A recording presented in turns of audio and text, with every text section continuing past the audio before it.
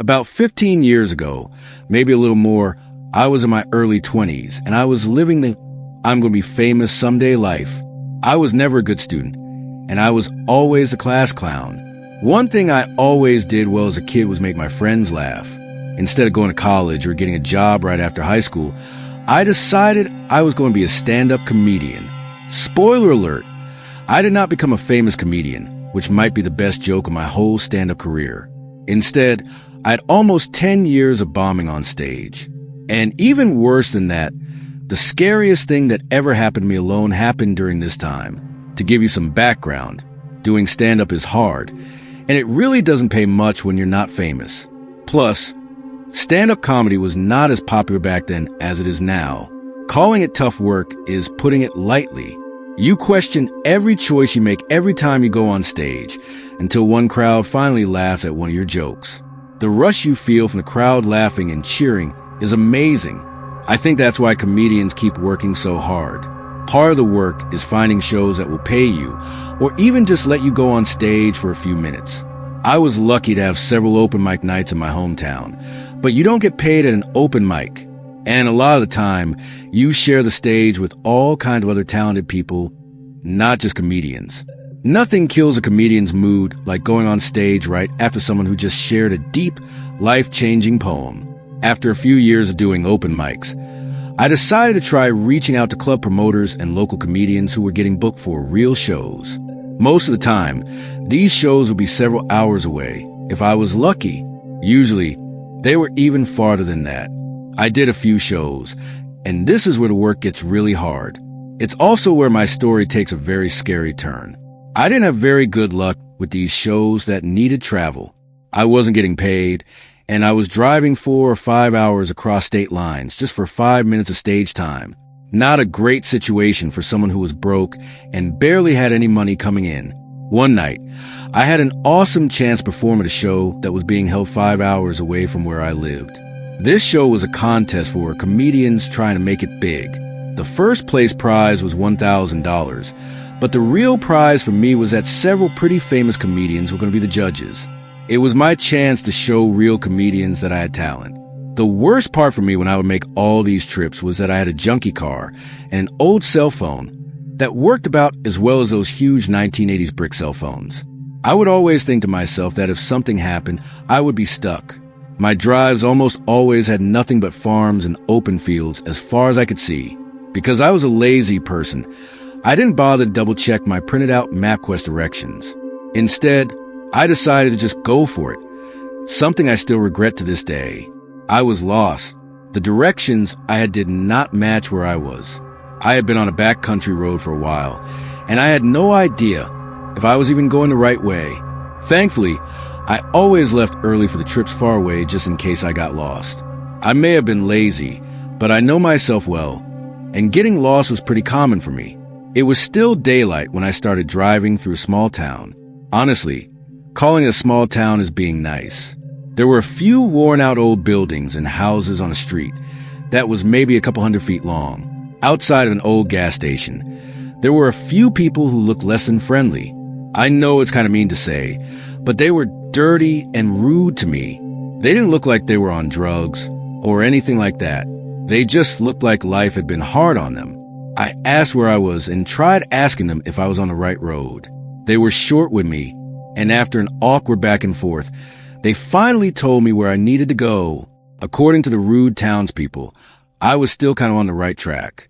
Somehow, I had missed a turn a while back, but if I stayed straight on this road for a while, I would eventually see the road I needed to be on. I thanked them and filled up my tank before I left again. While I was pumping the gas, I noticed that several of the people I had just talked to were staring at me. It was really uncomfortable. They had those empty, dead-looking stares. And it wasn't just one of them. I counted at least 4 of them just staring and standing completely still like statues. It made me feel really weird. I finished up and got out of that small town as fast as I could. I started driving and practicing my act to myself. I kept thinking about how funny it was, in a strange way, that I had talked to those townspeople. I even tried to think of ways I could put this experience into my stand-up act. Not long after leaving the town, a beat-up white pickup truck flew past me. going very fast. I didn't think anything of it at the time. Around dusk, I had been driving for almost an hour since I left town. There was nothing but trees on both sides of the road. I had a gut feeling that I was probably lost. As I kept driving down the road, I heard a loud sound from under my car, and I started to lose control of the vehicle. I knew right away what had happened. There was no doubt about it. Somehow, I had gotten a flat tire. I pulled over to look at the damage. I couldn't believe my eyes. It wasn't just a flat tire. Both of my front tires were completely destroyed. When I leaned over to take a closer look, I saw that the tires had several nails stuck in them. I pulled out my terrible cell phone, and of course, the service was bad. I tried calling a tow truck, but I had no idea where I was or even what road I was on. I hung up the phone. Instead of panicking, I started to get angry that I was going to miss the show. I was foolish, and my mind was on the wrong things. I decided to call one of my friends. I described everything I could remember about the drive, and I told him about the small town with the gas station. He told me he was going to try to look up where I was, and that he would call me back. I didn't know if I should just stay in the car or if I should try walking back toward the town. I decided to stay in the car because now that it was almost completely dark, it was getting cold. It was clear now that I wasn't going to make the show. While I was waiting to hear back from my friend, I noticed two bright headlights popping up from the road behind me. The headlights stopped a good distance from my car and didn't keep coming toward me.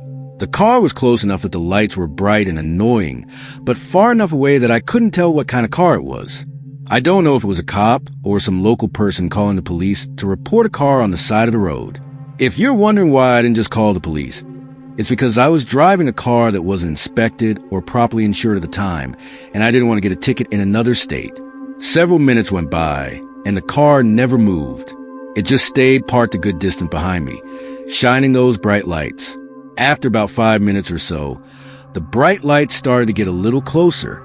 The vehicle was slowly moving toward the back of my car. While that was happening, two more lights showed up in front of me, coming toward me quickly. The loud vehicle stopped just inches from my car. After a moment, the car that was behind me parked right behind my car, and I still couldn't tell who it was.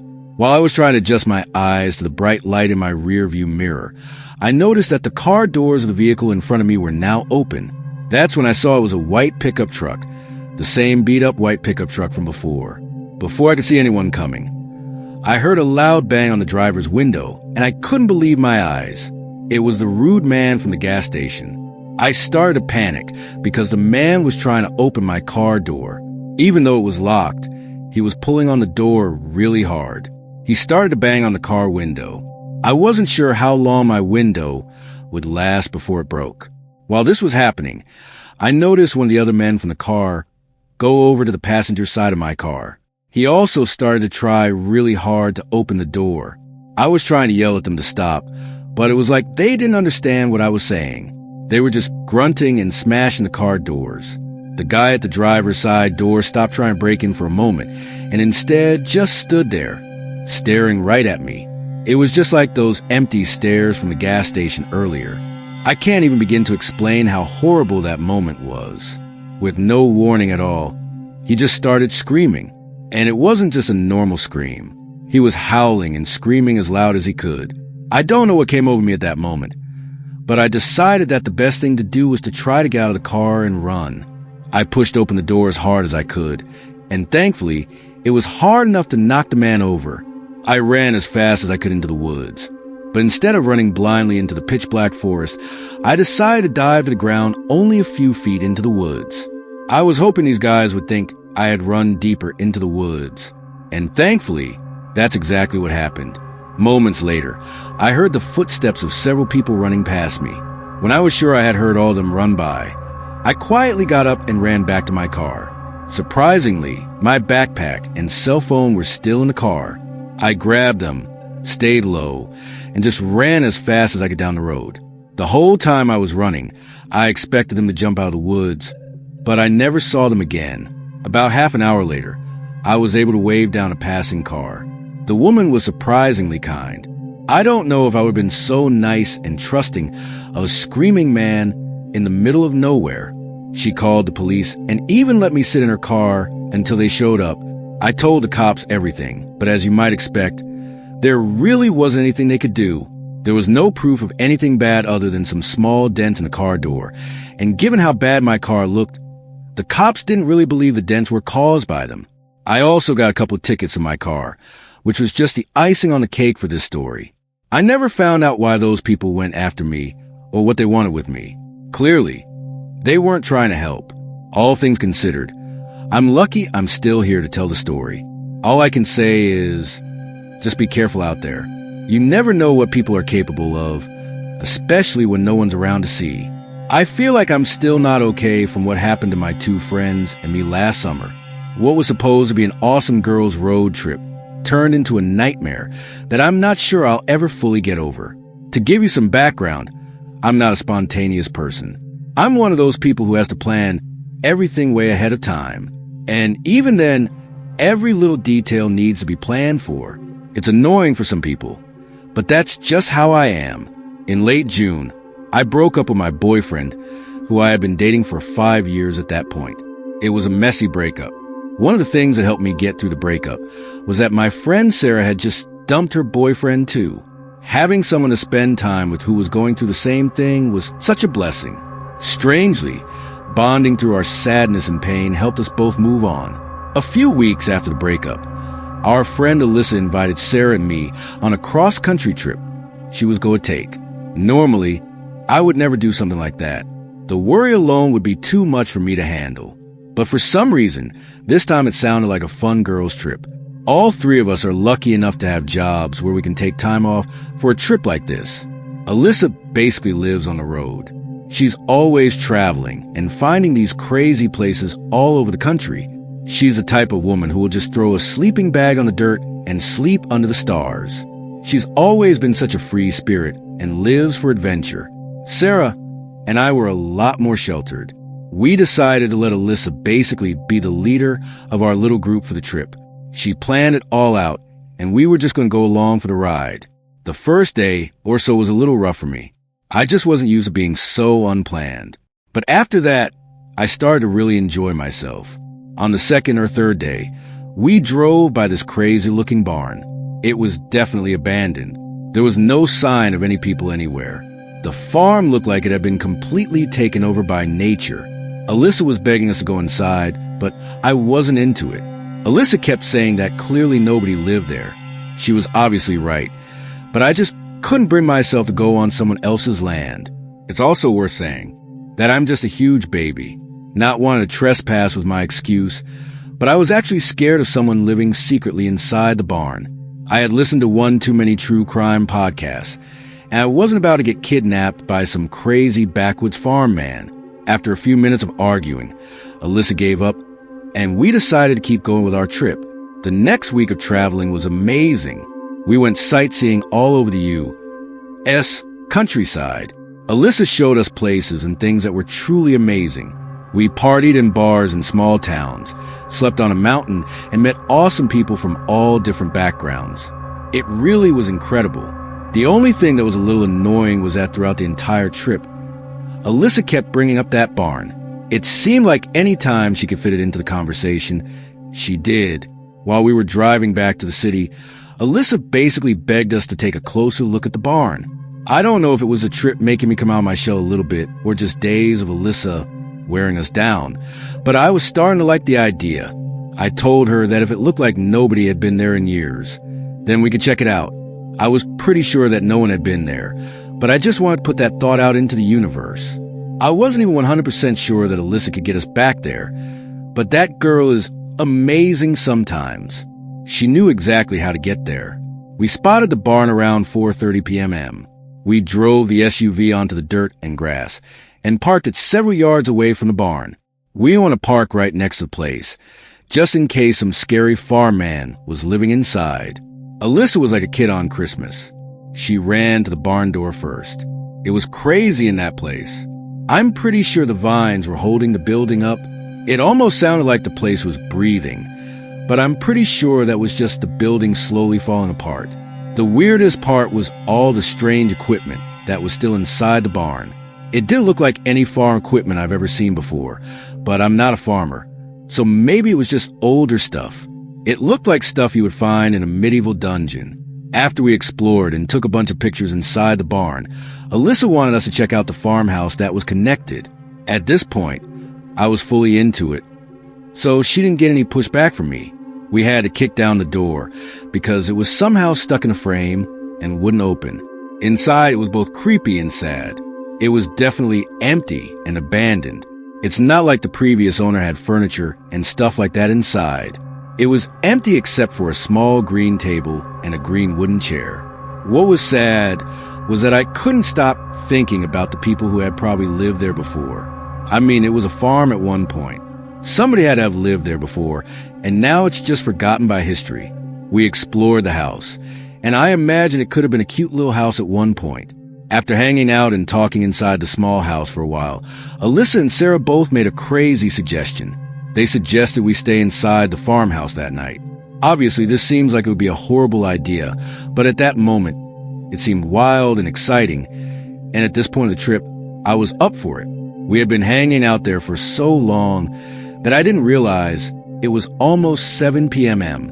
We went back to the car and grabbed our stuff. We ate some subs from the cooler, then drank a few beers and talked about the trip some more. Around 9 o'clock, we started setting up our sleeping bags. We all set our alarms for 6 a.m. so we could get right on the road in the morning. We were all exhausted at this point, so it didn't take us long to fall asleep. I'm a light sleeper, so I was tossing and turning for a while and going in and out of sleep. I must have finally fallen asleep for a short time because around 3 a.m., something strange woke me up. I swear I thought I heard someone make a shush sound. I sat up from the sleeping bag and scanned the room the best I could with only the moonlight faintly shining through the vines on the window. I didn't see or hear anything. My best guess was that either Alyssa or Sarah had just been snoring or something. I laid back down and shut my eyes. Almost right away, I jumped up because there was a loud bang at the door.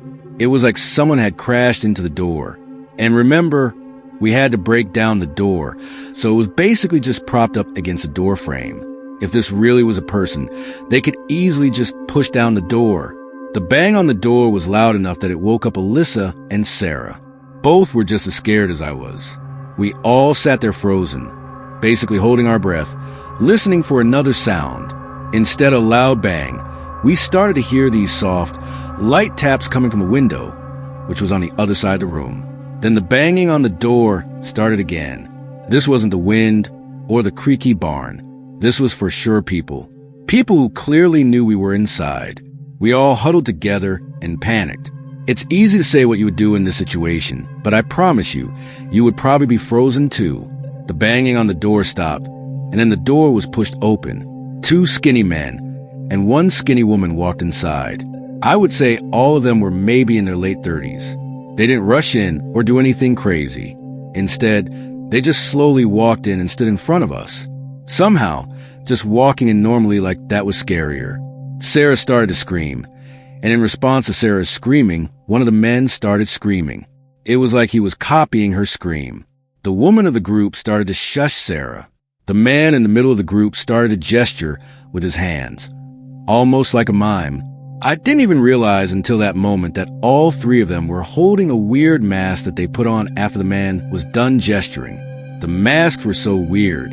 I know that's vague, but I've never quite seen masks like this before.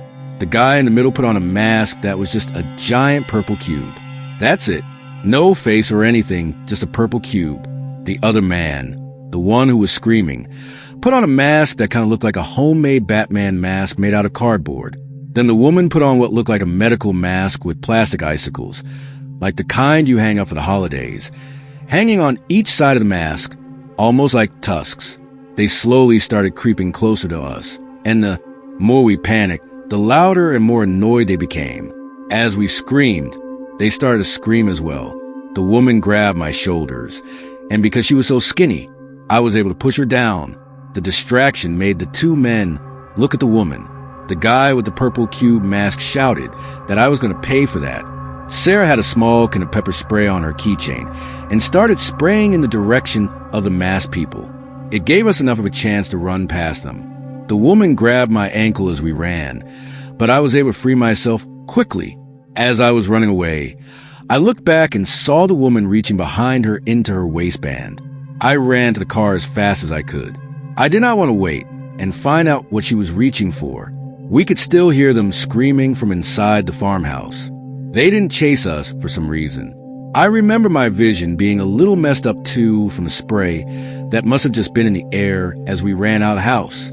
We drove away as fast as we could and made it back home in record time. We didn't actually report this to the police because we figured we were the ones who had technically trespassed. Maybe those were the owners, even though I seriously doubt that. One of the scariest parts of this whole thing, for me at least, is that we have no idea where those people came from. They just suddenly appeared in the middle of the night. We explored that entire barn that afternoon, and there was no sign of life. No food, no footsteps, no footprints in the dust, no car, nothing. These crazy, mask-wearing lunatics just showed up out of nowhere with the sole purpose of hurting us in some way. I'm still not over the mental scars from that trip. I'm happy I got that girls' trip out of my system, but I'm good if I never go on another cross-country trip again. I'll settle for a nice resort next time. A few years ago, my girlfriend and I decided to take a road trip across the U.S. This trip was supposed to be important and special because it was when I planned to propose to my now wife. Unfortunately, that's not the only reason the trip is memorable. One of the happiest memories of my life is also ruined by something that nearly ended both of our lives. This is the first time I'm trying to write this story instead of just telling it out loud, and probably the first time I've written anything since high school. I'm sorry if it's not the greatest piece of writing you've ever read. For some background, I have a truck with a large cargo bed. It was more than big enough for her and me to lie down on the air mattress in the back of the truck.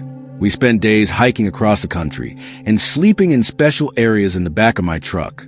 I had camped a few times as a kid with my family, and I always hated setting up tents and sleeping on the ground. Sleeping in the comfort of my truck felt like a mix of camping and not camping, and I was here for it. We both love the outdoors, but we'd be the first to admit that we're not the most outdoorsy. Every night on the trip was beautiful. We were lucky when it came to the weather. Every night, we would fall asleep staring at the sky. And let me just tell you, if you've never looked up at the stars in the wilderness, you need to change that right now. One of the few downsides of the trip is that my girlfriend was the lightest of light sleepers. Every sound woke her up. We were out in nature. So that means every gust of wind, every bird sound, every tree rustling caused her to wake up. I would always offer her something to help her sleep, but she would always say no. She said it would make her wake up groggy, apparently more groggy than being half awake all night. But it wasn't being a light sleeper that kept her awake on this trip. She has a huge fear of bears. Ever since one of her coworkers told her that her family was attacked by bears on a camping trip. My girlfriend has been on high alert. Every noise she heard on the trip, she thought was a bear. Now, with the background out of the way, I'll share what was almost the last night on Earth for my girlfriend and me. About 3/4 of the way through the trip, I proposed, and she said yes. It was one of the happiest days of my life, with the stress of proposing out of the way. I slept like a baby that night. The next morning, she was the most tired she'd been on the entire trip. When I asked her if she was scared of the noises, she kind of paused and didn't answer right away, which is weird behavior for her. She then went on to tell me that she woke up in the middle of the night because she was sure she could hear someone walking on the outside of the truck. She stayed lying down. So she didn't see anyone, but she was sure someone was walking just outside the truck bed. Every time she tried to sleep, she could hear the sounds of walking, and she was sure she even heard mumbling or talking at some point. I did believe her.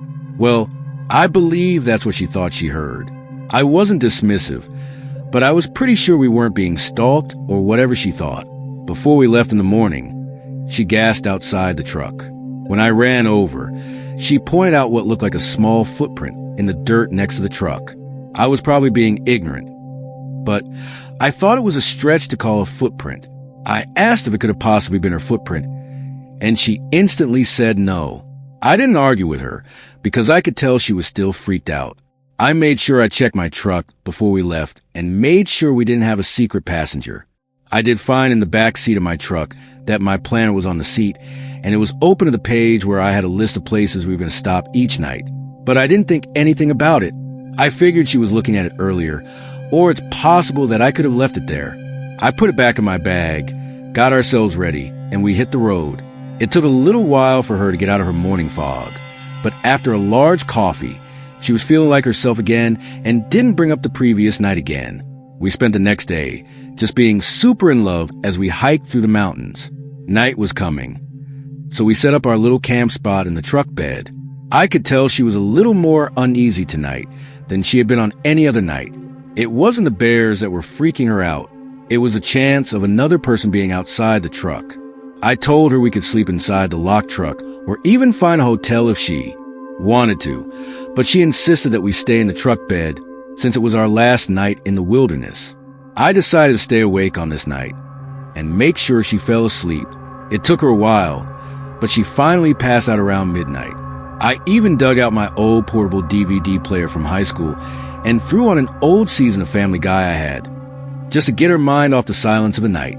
The once beautiful silence was now something she was afraid of, even though she would never admit that. I shut the DVD off and rolled over, trying to get some sleep. Before I even dozed off, I thought I heard something outside my truck. My first thought was a baby bear because it sounded bigger than a raccoon or coyote. I thought it was very important not to wake her up and cause alarm. Slowly and quietly, I crawled to the wall of the truck bed and peeked over the edge. I couldn't believe my eyes. Someone was walking around in front of the truck, a smaller figure with a hood on, and they were mumbling something to themselves. I quickly fell back into the truck bed, since they didn't see me because they were walking in the other direction. I didn't know if I should wake her up or not. I thought that would make too much noise. And right now, my main goal was to make as little noise as possible. I thought about trying to tackle the walking person, since they looked a lot smaller than me. But I didn't know if they had a weapon, or if someone else was hiding nearby to jump me as soon as I made a move. Keeping my fiancée safe was the #1 priority. I was listening carefully as the figure walked outside.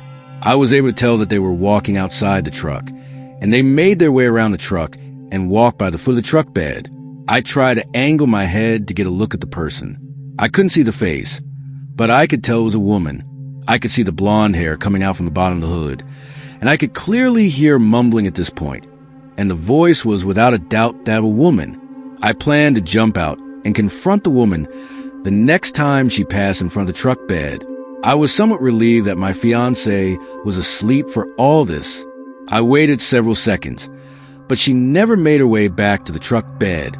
I leaned over the edge of the truck again, and I didn't see her on my side of the truck or the front of the truck. That means she either ran into the woods or was on the other side of the truck that I couldn't see.